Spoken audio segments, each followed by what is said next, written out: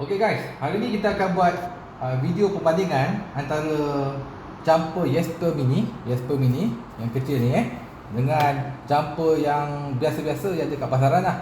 Bentuknya lebih kurang macam ni lah. Lebih kurang macam ni, biasa datang packing dengan kotak besar kedabak macam ni ni biasanya packing ni, dia dalam ni. Dan dia bagi kabel jumper jenis macam ni. Jenis macam ni. Nampak? Okay, saya padam ni. Tiba-tiba kita tekan pula, okey. Dia datang kabel jumper macam ni, jenis yang pakai fuse punya. Okay, jadi kita akan buat perbezaan, video perbezaan apa yang special sangat dengan jumper Jesper Mini. Packing dia macam ni okey, dengan jumper yang biasa-biasa. Kita akan lihat apa perbezaan dia Okey, pertama sekali daripada bentuk dia. Bentuk ni common lah. Memang common, banyak sangat jenama yang gunakan packing macam ni. Casing macam ni Okey, nampak? Okey. Ini adalah Jesper Mini Compact. Okey. Dia custom memang brand Jesper. Okey. Ini dia tak tahu apa brand pun lah. Dia macam-macam brand pun ada lah. Jadi kita nak lihat apa beza dia. Pertama sekali adalah dari segi design. Kedua sekali, banyak orang yang jual kat online tu dia tulis dia kurang jujur lah. Kapasiti dia tulis 99,800 mAh. Ini tak betul ni. Kapasiti 99,800 mAh ni tak betul. 99,800 ni bermaksud dia sangat besar kapasiti dia. Mana ada besar macam ni tapi saiz kecil macam ni. Jadi kapasiti ni dah tak jujur lah, tak tepat. Kapasiti biasanya besar macam ni lebih kurang 10,000 ke 12,000 mAh. Macam handphone punya kapasiti lah. Ni dia tulis 99,800 ni tipu. Tak jujur ni. Okay, kalau kamu lihat brand Jesper ni, lihat kita tulis kapasiti kita memang tepat 8,000 mAh. Itu untuk kapasiti dia kapasiti ni penting untuk ketahanan bateri ni berapa lama nak charge phone lah. Tapi untuk starting kereta atau kenderaan, kita tak tengok kapasiti. Kita tengok dia punya peak current. Peak current ni dia boleh pergi sampai 1500A. A itu adalah M lah. Lagi tinggi, lagi bagus. Okay. Mungkin ada antara kamu yang dah lihat video ni, demo kita yang model ni boleh jump start sampai lori 4.3 liter, 5 liter pun boleh. Model ni kecil tapi padu. Sebab apa? Sebab dia punya M 1500, tinggi. Yang biasa-biasa ni M dia hanya berapa? 300M. Start current ni 300M. Nampak? Peak current 600M. Ni mungkin nak start Myvi kereta 2.0 macam ni mungkin boleh lah. Itu pun tak tahu berapa lama boleh start. Dia punya M ni sangat rendah. Itu pertama. Satu, dia punya kapasiti tak jujur. M dia sangat rendah, starting M dia. Okey. Kedua, kamu lihat dia punya ni, dia punya charging ni, dia pakai jenis micro USB. Interface lama lah nak charging. Kalau yang Jesper punya ni, kita pakai Type C. Type C sekarang lagi popular. Kita ada satu charging port lah USB, tapi ni bukan main function dia lah. Ini adalah port untuk jumper, masuk jumper kabel ni. Okey, ni lebih kurang macam ni. Yang biasa-biasa ni. Tapi satu, dari segi kapasiti M dia tak cukup tinggi. Dan tapi yang paling berbahaya adalah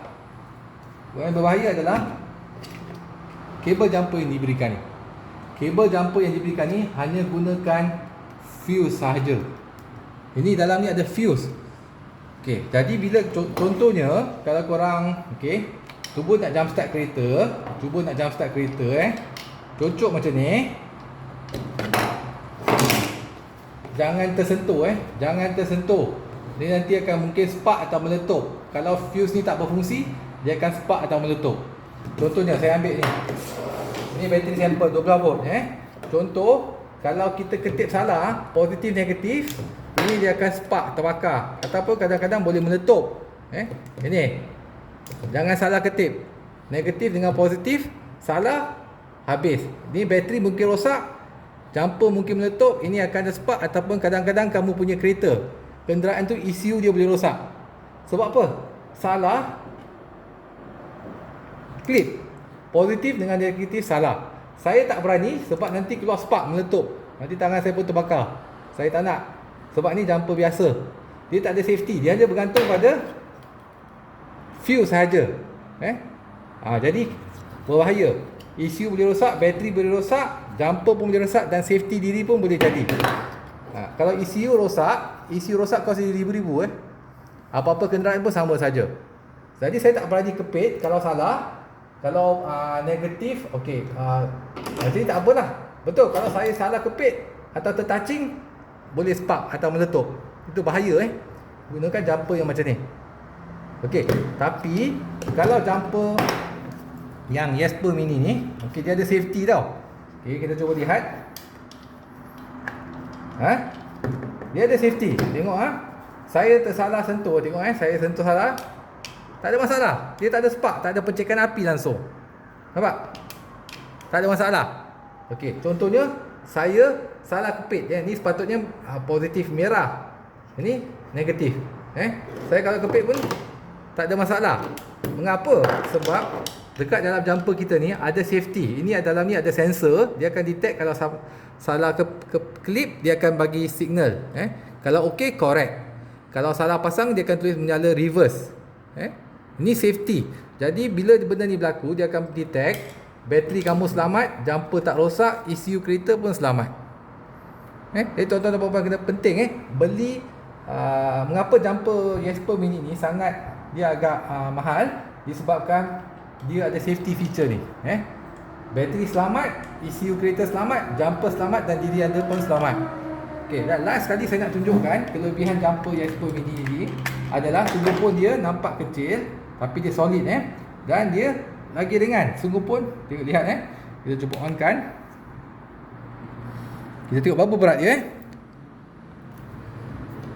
298 gram sahaja Besar tapak tangan saja boleh masuk poket Besar tapak tangan boleh masuk poket. Tapi kalau jumper yang macam ni punya, yang tak ada safety, bahaya ni sebenarnya. Kalau kita lihat dia punya berat 316 sebab dalam dia lagi besar. Kalau lihat lagi besar, tapi saiz sebenarnya tak penting tapi lebih pada safety dengan M dia. Ni kita bagi jaminan setahun. Ini jaminan tak tahulah beberapa minggu atau beberapa bulan. Okey, itu sikit sebenarnya mengenai perbezaan jumper Jesper Mini dengan jumper yang biasa-biasa ni. Okey, thank you.